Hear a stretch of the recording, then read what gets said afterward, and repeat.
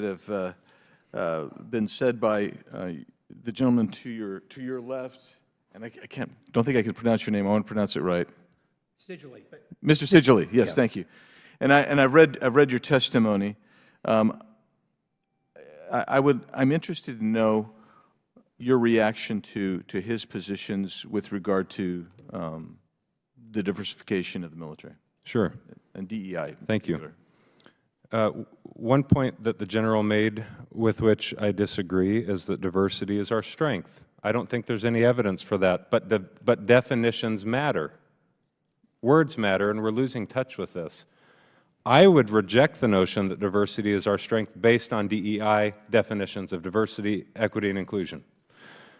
Merit-based, okay, I'm going to get away from that because if we're trying to find a unity of understanding, let me say this. Skill and performance matter in the military if you'd like to deter conflict and win our nation's wars, period.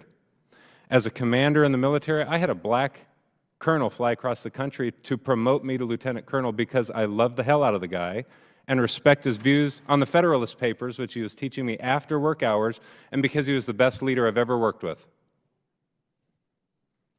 The best airman that I had working for me, incidentally, was a transgender airman.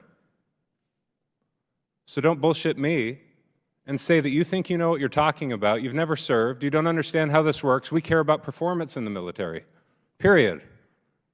You don't know what you're talking about. Most of the people in this room don't know what they're talking about. We need lethality in the military, period. All of the stuff you guys talk about, the men and women in uniform don't think about. They go play Call of Duty at night after they learn their mission and execute that mission, period. They don't know what you're talking about. They don't know what you're voting on.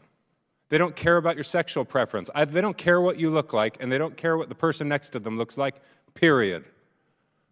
I'm a citizen of this country, and I can dislike you and criticize you all I want here, but our men and women in uniform cannot. And so I speak on their behalf when I say lethality matters, merit-based selection and promotions matter, and your ideology doesn't matter one bit. And we need to identify principles which will preserve our union and preserve the unity of the United States military. If we do not, we'll lose that union. And it's my contest.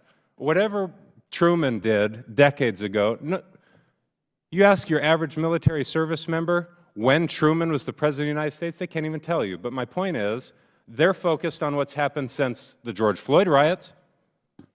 There are things that have happened in the last 3 years in our military that we're up here to testify about, not the things that happened 60 years ago. We're great today because of what we've done for the last half century in the fighting of the Cold War. And Mr.